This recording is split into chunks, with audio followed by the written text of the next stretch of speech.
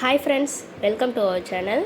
நம்ம இன்றைக்கி பருப்பு சாம்பார் செய்ய போகிறோம். புளி இல்லாமல் தேங்காய் வச்சு செய்ய போகிறோம். வாங்க எப்படி செய்கிறதுன்னு பார்க்கலாம். நான் ஃபஸ்ட்டு ஒரு பாத்திரத்தில் 3 ஸ்பூன் அளவுக்கு எண்ணெய் ஊற்றிருக்கேன். கடுகு, உளுந்து, கடலைப்பருப்பு இது எல்லாமே அரை ஸ்பூன் அளவுக்கு சேர்த்துருக்கேன். இது பொரிய ஸ்டார்ட் ஆனதுக்கப்புறம் கருவேப்பிலை ஒரு அரை கைப்பிடி அளவுக்கு சேர்த்துக்கிறேன். ஒரு பச்சை மிளகாயை இந்த மாதிரி 2ஆக கட் பண்ணி சேர்த்துருக்கேன். ஒரு கைப்பிடி அளவுக்கு சின்ன வெங்காயத்தை கட் பண்ணாமல் தோல் உரித்து மட்டும் சேர்த்துருக்கேன். இது அந்த எண்ணெயோட நல்லா வதங்கட்டும்.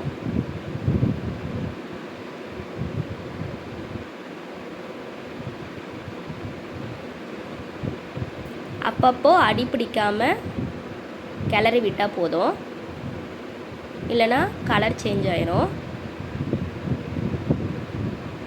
நீல வாக்கில் கட் பண்ணி வச்சுருக்கேன் கத்திரிக்காய், அதையும் நான் இப்போ சேர்த்துருக்கேன்.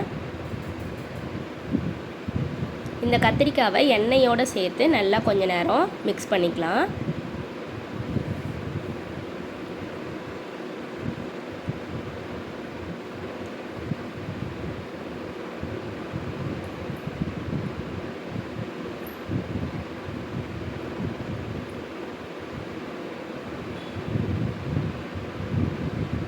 அரை ஸ்பூன் அளவுக்கு மஞ்சள்தூள் சேர்த்துக்கிறேன்.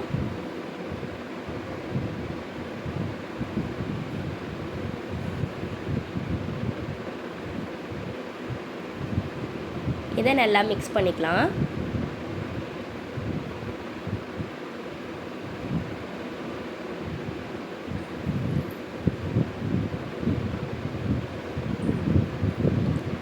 முருங்கைக்காயை நான் கட் பண்ணி கழுவி வச்சுருக்கேன், அதையும் நான் இப்போ சேர்த்துக்கிறேன்.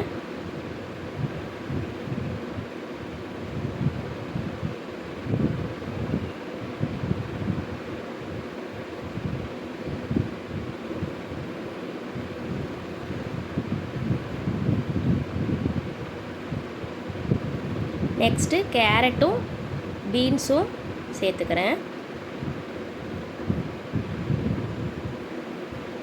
இது எல்லாத்தையும் நம்ம நல்லா மிக்ஸ் பண்ணிக்கலாம்.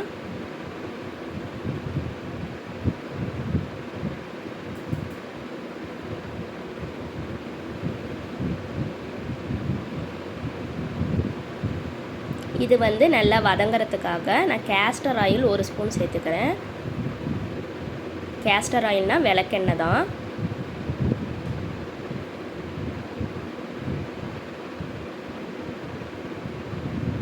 இப்போ அந்த எண்ணெயோட இதெல்லாம் நல்லா மிக்ஸ் பண்ணி விட்டுறலாம். விளக்கெண்ணெய் சேர்க்கும் போது சீக்கிரமாக வதங்கி வரும், அதுக்காக.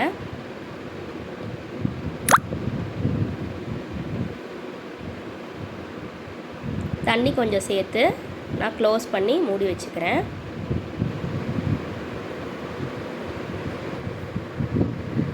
ஒரு 5 மினிட்ஸ்க்கு அப்புறம் எடுத்து நல்லா கிளறி விட்டுக்கலாம். இப்போ பாதி அளவு எல்லா காயுமே வெந்திருக்கும். இப்போ மசாலா சேர்த்துக்கலாம். சாம்பார் பொடி நான் 1 ஸ்பூன் அளவுக்கு சேர்த்துருக்கேன். வரமிளகாத்தூள் 1 ஸ்பூன் சேர்த்துக்கிறேன்.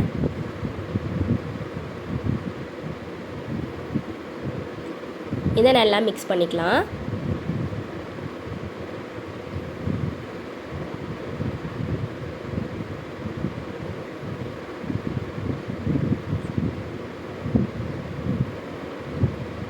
நம்ம சேர்த்த பவுடர் எதுவும் கட்டி பிடிக்காமல் நல்லா அதை உடச்சி கிளறி விட்டுறலாம். நான் இது வரைக்கும் உப்பு சேர்க்கவே இல்லை, நான் இப்போ தான் கல் உப்பு சேர்க்குறேன்.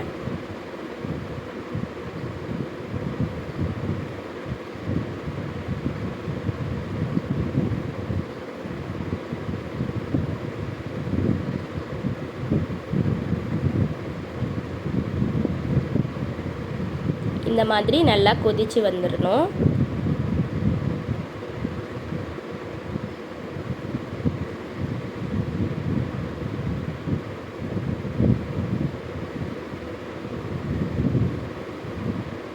நான் குக்கரில் பருப்பு, ஒரு தக்காளி, சீரகம் கொஞ்சமாக சேர்த்துருந்தேன். உப்பு சேர்க்காமல் மஞ்சத்தூள், விளக்கெண்ணெய் மட்டும் சேர்த்து 3 விசில் விட்டு தனியாக வச்சுருந்தேன். அதை இப்போ நான் இதில் சேர்த்துருக்கேன்.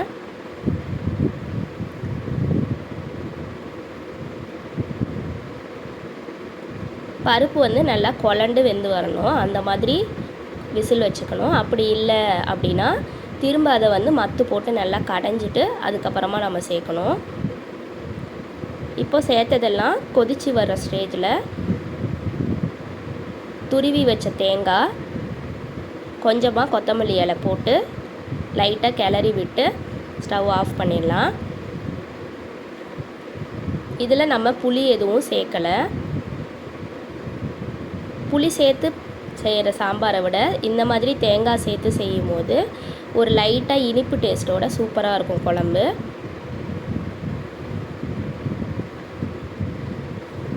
இது இட்லிக்கு தொட்டுக்கவும் வச்சுக்கலாம், சாதத்துக்கும் வச்சுக்கலாம். தேங்க்யூ.